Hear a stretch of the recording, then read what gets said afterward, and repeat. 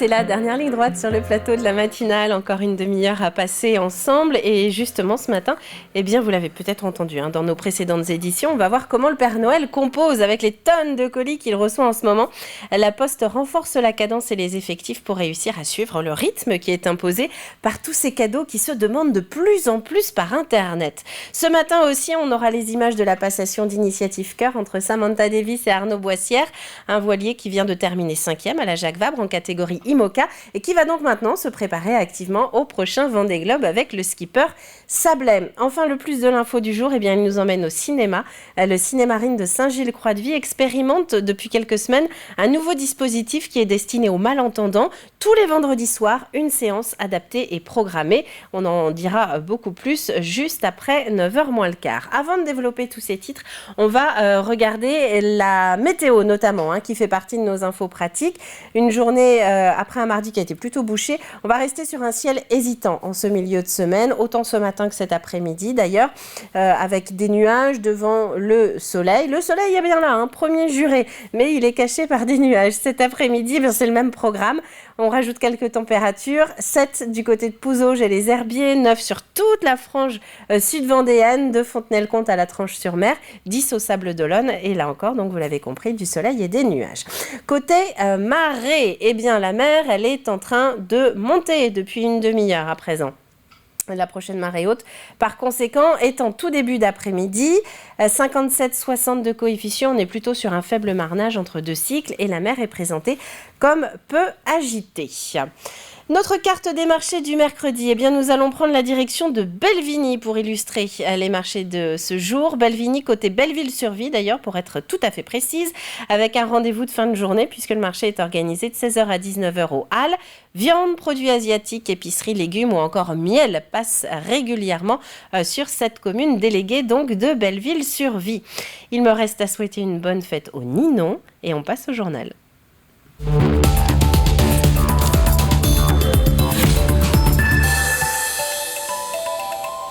Et à 10 jours exactement du 25 décembre, ça y est, le décompte est vraiment lancé.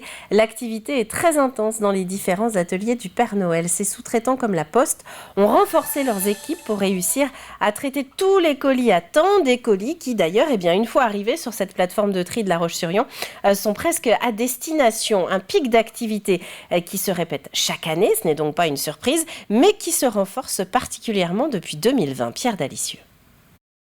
Vous avez à peu près 4000 colis par camion.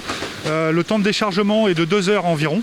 Et des camions comme celui-ci, il y en a 14 toutes les 24 heures. Une cadence qui ne va cesser d'augmenter dans les prochaines semaines. À la Poste, on appelle ça la peak période, le moment de l'année où l'affluence de colis est la plus forte. Habituellement, nous avons une moyenne de 14 000 colis par jour. Et bien entendu, comme tous les ans, en cette fin d'année, avec la peak période, novembre et décembre, où nous allons doubler nos flux. Nous allons passer à 25 à 30 000 colis, plus de 30 000 colis le 15 décembre sur le périmètre de la Vendée. Et tous les colis transitent par la plateforme de La Roche-sur-Yon avant d'être dispatchés sur l'ensemble des flux de la Vendée. Des colis qui sont triés le plus vite possible et pour ça, il a fallu gonfler les équipes. Ici, une trentaine de personnes est venue en renfort. Et comme dans de nombreux domaines, le recrutement cette année n'a pas été simple. Je pense, on a eu une vague effet Covid. Je pense, par rapport au Covid, il y a eu beaucoup de choses qui se sont passées. Il y a beaucoup de personnes, au niveau des ressources qui n'ont pas été disponibles sur l'instant T. Et je pense que ça a dû être un peu pénible à trouver pour tout le monde. Cette intérimaire est arrivée il y a quelques jours. Pour elle, travailler ici est moins fatigant que de travailler à l'usine. Lorsque le poste lui a été proposé, elle n'a pas hésité. J'étais dans une boîte d'intérim, mais ils m'ont proposé un contrat à la Poste justement pour cette période-là, donc j'ai tout de suite accepté. C'était une bonne opportunité ? Franchement oui, parce que ça faisait un moment que je voulais y aller, et puis j'ai eu l'occasion de pouvoir y aller, donc je l'ai saisi, j'y suis allée tout de suite, quoi. Des colis par milliers pour Noël, une tendance qui ne cesse de croître chaque année. Et encore plus depuis la crise sanitaire, où l'achat en ligne semble devenir une habitude de plus en plus ancrée chez le consommateur. Nous allons reparler de la chenille processionnaire maintenant, une espèce urticante potentiellement dangereuse à la fois pour l'homme comme pour les animaux domestiques. Une campagne de lutte a été lancée en début d'automne par le pays de Saint-Gilles-Croix-de-Vie. L'heure est donc au bilan maintenant, sachant que la communauté de communes a plutôt misé sur les prédateurs naturels que sur les produits chimiques. On a distribué 500 gîtes à chauves-souris qu'on a répartis entre les 14 communes du territoire. Pour les nichoirs à mésanges, on était parti sur cette première opération à 2000 kits de nichoirs à mésanges. La chauve-souris, l'été, va aller chasser les papillons nocturnes, en fait, les papillons qui vont pondre des œufs et qui vont se transformer en larves, que la mésange va prédater. Donc développer en fait ce qu'on appelle une lutte écologique en utilisant les prédateurs naturels de la chenille processionnaire du pin dans le cadre donc, de nos missions de gestion de la chenille processionnaire du pin. Et puis la belle histoire de ce début de semaine, c'est l'arrivée hier mardi au Sables d'Olonne du bateau Initiative Cœur. Ça y est, fin de convoyage et changement de propriétaire aussi pour le voilier qui a fini 5e à la Jacques Vabre en classe IMOCA.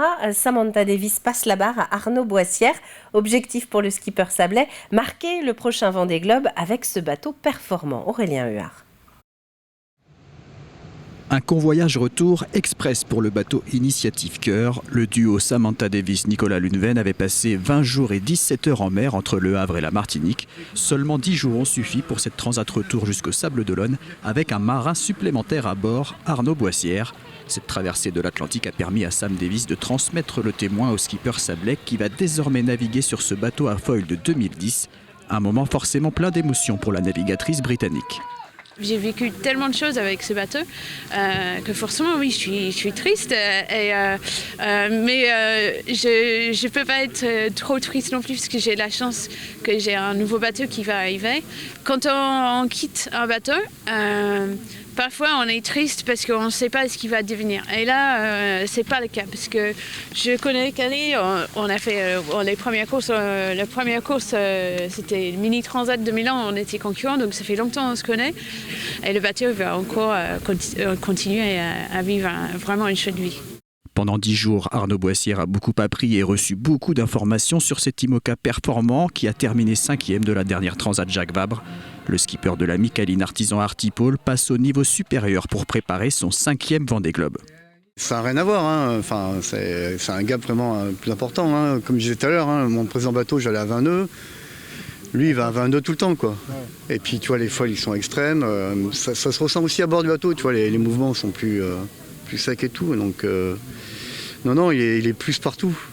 Et moi, je suis attaché aussi à l'histoire des bateaux. Ce bateau-là a une super histoire avec Sam et son équipe. Et nous, on aura à cœur, moi et mes sponsors et mon équipe, qu'on garde cette belle histoire avec ce bateau-là et que ça soit une belle histoire humaine, une belle histoire de vie aussi.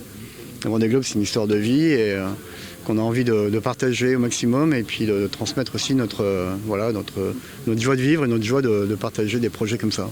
Un bateau qui va entrer en chantier pour une révision et quelques aménagements assez minimes. Le principal changement va concerner la décoration pour passer du rouge et blanc au jaune et bleu. Et le départ de ce 10e Vendée Globe est donc fixé le 10 novembre 2024. Le dépôt des candidatures, lui, sera possible à partir du 14 février prochain. 2024, une année qui sera décidément sportivement chargée, puisque Paris accueillera à partir du 26 juillet les JO d'été. D'ici là, plusieurs projets ont été lancés autour de ces fameux Jeux Olympiques, parmi lesquels Génération 2024, un label qui est destiné aux écoles pour mettre les valeurs du sport au cœur du programme. L'école de la Croix-Maraud à Challans l'a obtenu et deux de ces classes sont ainsi devenues des classes olympiques. Les élèves ont notamment pu rencontrer des joueurs du Vendée Challans Basket. Alexandre Debray. Quelle est votre pointure de chaussures ? 48. Des interviews un peu particulières pour ces sportifs de haut niveau. À l'école de la Croix-Maraud, les journalistes sont des enfants, mais les sportifs sont ravis de se prêter au jeu. C'est aussi pour transmettre la passion de basket. C'est intéressant, c'est venir dans une école, parler avec les enfants et puis répondre à leurs questions pour partager ce beau moment. Depuis 2 ans, l'école est labellisée Génération 2024 et certains professeurs ont choisi d'aller plus loin cette année. Ils ont créé 2 classes olympiques. Outre la valorisation du sport, c'est un fabuleux outil pédagogique. On en profite pour travailler sur la géographie, sur l'histoire de l'olympisme et pour voir un petit peu comment on vivait à l'époque de Paris 1900. Là, on est tellement en train de travailler autour de Los Angeles 1932. Par exemple, les moyens de transport, comment on faisait pour aller à Los Angeles. Donc voilà, on profite pour élargir un petit peu les domaines d'apprentissage. Donc quand on parle classe olympique, quand ils savent qu'il y a un temps fort, quand ils savent qu'il y a un événement, ils sont surexcités à l'idée de venir à l'école. Et derrière, nous, c'est hyper facile de faire les apprentissages derrière tout ça, quoi.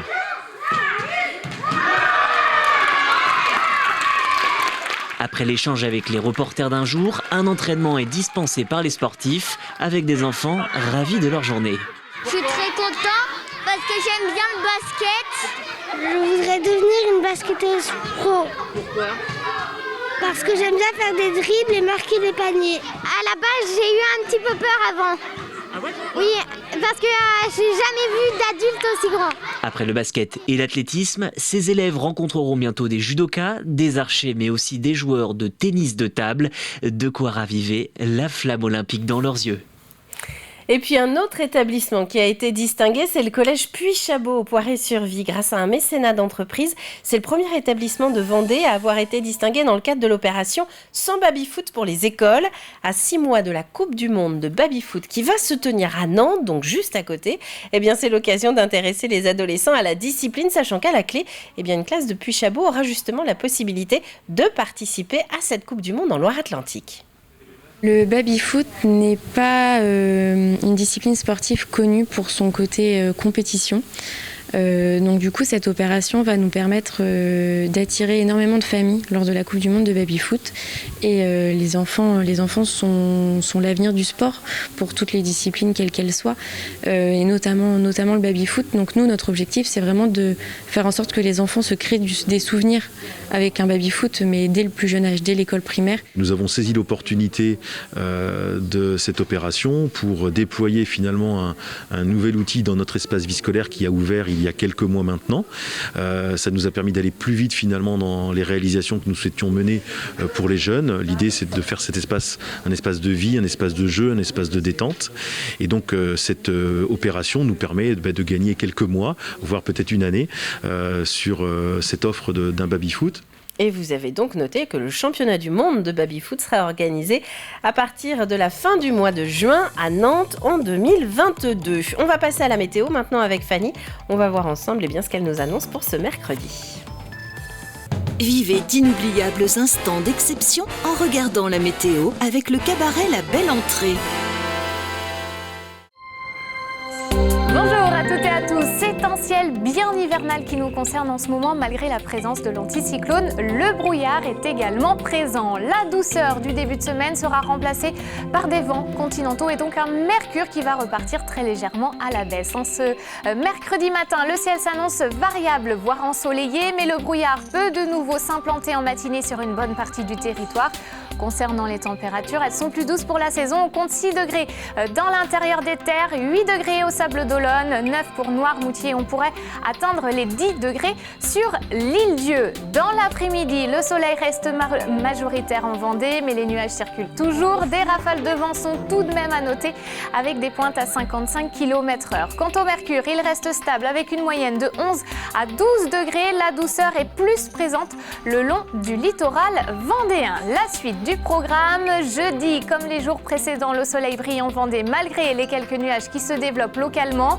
Quelques entrées maritimes persistent en bord de mer. Les rafales de vent affichent des pointes à 60 km/h. Quant au mercure, il est compris entre 6 et 9 degrés le matin, 10 à 11 l'après-midi. Vendredi, le soleil règne en maître du matin jusqu'au soir sur l'ensemble du département.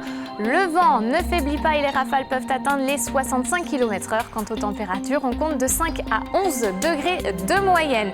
Et puis samedi, le week-end débute sous un ciel plus nuageux avec de nouveau un risque de brouillard local. Les îles sont également concernées par l'arrivée d'entrées maritimes. À noter que le ciel se dégage et devient plus ensoleillé dans l'après-midi. Pas de grands changements. Côté Mercure, on compte 7 degrés minimum au réveil et 10 au meilleur de la journée. Retour au Mercure mercredi 15 décembre, le soleil se lève à 8h43, il se couche à 17h18. Les coefficients de marée sont de 57 et 60. La mer sera basse à 8h06 et 20h30, haute à 14h29. Très belle fête également à toutes les Ninons. Je vous souhaite à toutes et à tous de passer une agréable journée. Demain, vous retrouvez Juliette Carto sur ce plateau. Quant à moi, je vous dis à jeudi.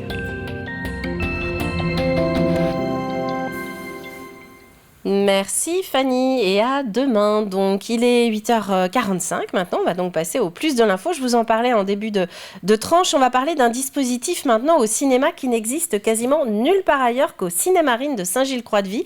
Il est testé depuis quelques semaines et il consiste en des séances adaptées en fait pour les malentendants avec des sous-titrages bien particuliers sur les films. Regardez.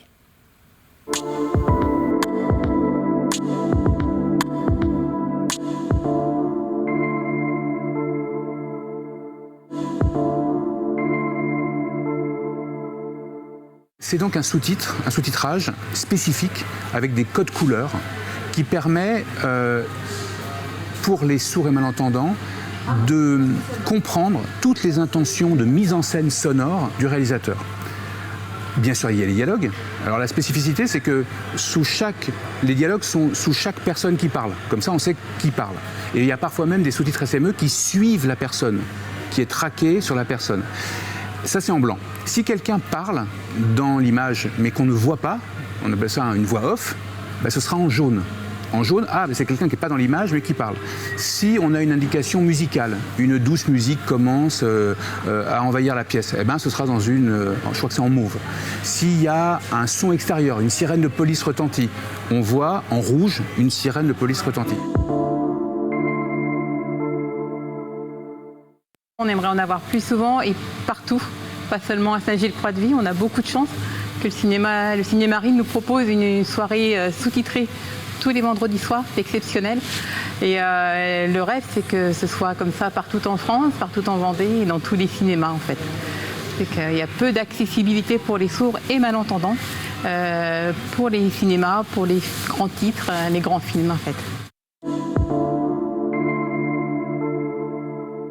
95% des films livrés aux salles de cinéma en France, c'est des fichiers numériques. Aujourd'hui, vous savez, c'est plus des bobines de films, c'est des fichiers numériques. Donc, on peut activer très facilement les sous-titres SME, comme on pourrait activer le sous-titre français sous du français, etc. Et on peut l'activer très facilement. Simplement, personne ne le fait parce que c'est pas très commerçant et commercial. Je trouve que c'est presque un devoir citoyen qu'on a. De pouvoir proposer ça pour que le plus grand nombre puisse voir les films, voir le cinéma, tout simplement. Dans une famille, il peut y avoir 2 sourds, un malentendant, un entendant, et que ces familles-là ne vont pas au cinéma ensemble, parce que justement, il y a l'un d'eux qui est lésé. Donc, on a mis en place il y a 3 semaines cette séance, et on a vocation à la maintenir, c'est-à-dire qu'il faut que tous les sourds et malentendants de la région, et d'ailleurs, puissent savoir que tous les vendredis soirs, il y a un film différent de tous les genres possibles et imaginables. D'ailleurs, le choix du film est fait en accord avec l'association. On leur fournit une liste de films en début de semaine. Et puis, par exemple, cette semaine, ils ont dit on a envie de voir SOS Fantôme. Donc ce soir, c'est SOS Fantôme en sous-titrage de sourds et malentendants.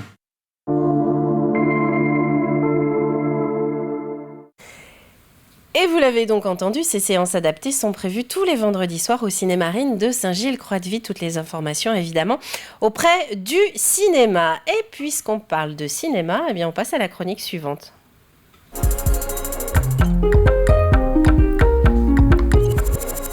Bien oui, puisque nous sommes mercredi, l'enchaînement est plutôt simple. La chronique du jour, c'est le choix ciné, c'est simple ça encore, de Camille justement. On va partir au Concorde aujourd'hui. C'est à La Roche-sur-Yon avec une avant-première, ça se passe demain soir, avant-première du film Ouistreham. Regardez un extrait.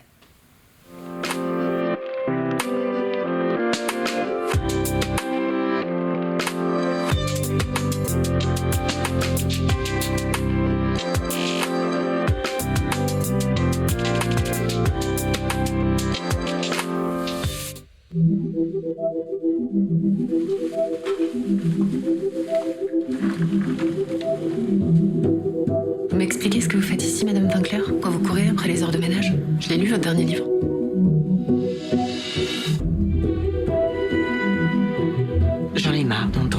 la crise, le chômage, la précarité d'une façon abstraite. J'ai besoin de voir, de partager le quotidien, pour voir ce qui se passe vraiment. Ah, c'est vous la remplaçante ? Faudra vous fouler plus que l'autre, hein.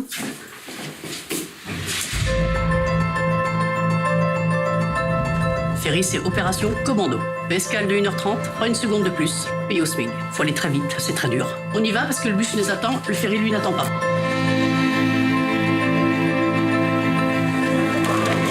Tu gagnes au loto, tu fais quoi ? Je m'achète ma paire de baskets à 300 balles et mon tatouage. Nettoyage ! Allez, on se dépêche, la pluie ! Tu vas pas passer ta vie sur le ferry. Non mais j'espère, j'espère aussi partir loin. Pourquoi tu passes par là, c'est pas la route? J'ai pas le temps d'aller regarder la mer, là. Ah, on le prend, là, le temps. Les invisibles, je veux les rendre visibles. Qu'est-ce qui va être marié avant la fin de l'année? C'est toi.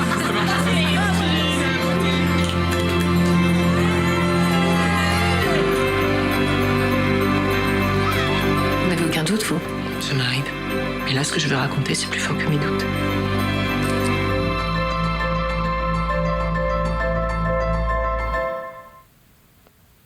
Et vous l'avez peut-être reconnu, ce film Ouistreham est adapté du livre de Florence Aubenas, Le Quai de Ouistreham, qui était sorti en 2010. Et c'est donc demain soir l'avant-première au cinéma Le Concorde à La Roche-sur-Yon. On passe au programme télé.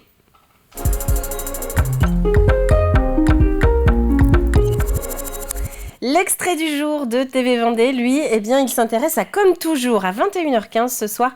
Vous allez pouvoir retrouver Jérôme Aubineau qui reçoit pour ce numéro Fatia Amokran. Elle vient nous parler de son rôle d'accompagnatrice éducative et sociale. Regardez l'extrait.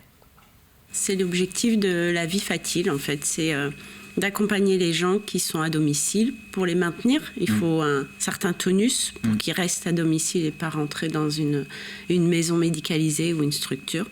Donc je pense que l'activité physique, c'était un plus à leur proposer pour ce choix de rester dans leur maison. Ouais. Et quel public vous rencontrez ?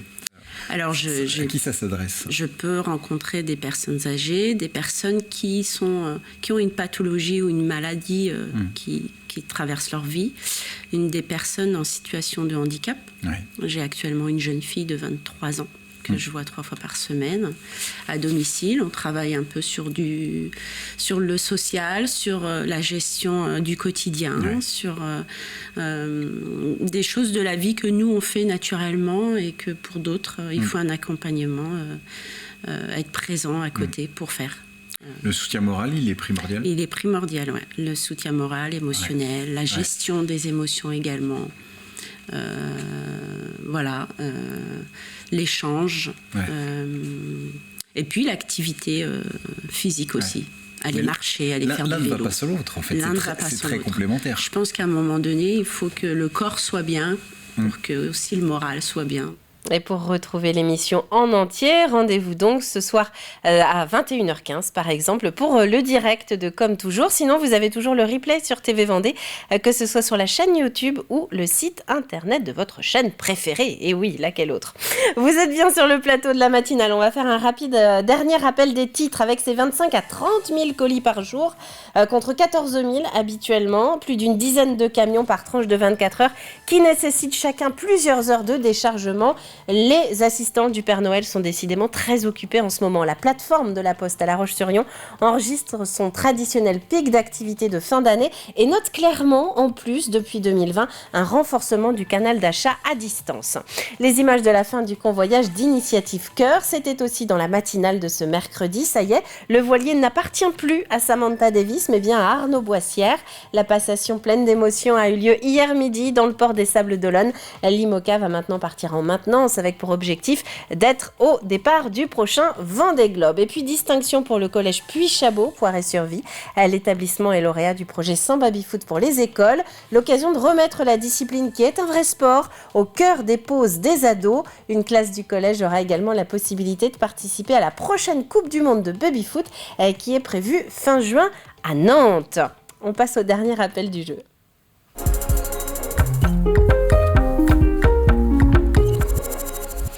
On va faire la question très rapidement avec ces très belles images des vitrines animées de Beaulieu-sous-la-Roche. Vous les connaissez peut-être, les vitrines animées de Noël qui sont visibles d'ailleurs pendant toutes les vacances scolaires. Faut pas hésiter à aller à Beaulieu-sous-la-Roche pour les découvrir.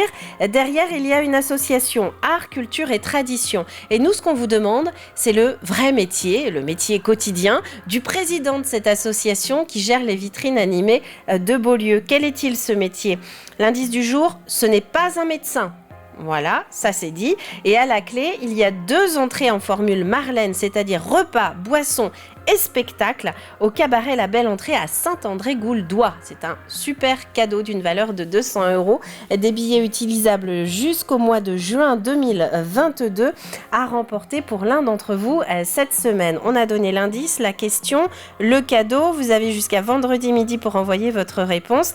Et maintenant, eh bien, c'est la fin traditionnelle. C'est la fin de cette matinale. Merci à vous de l'avoir suivi. On va se retrouver demain dès 7h, jeudi, pour un nouveau début de journée ensemble. Et d'ici là, très bon mercredi à tous et à demain.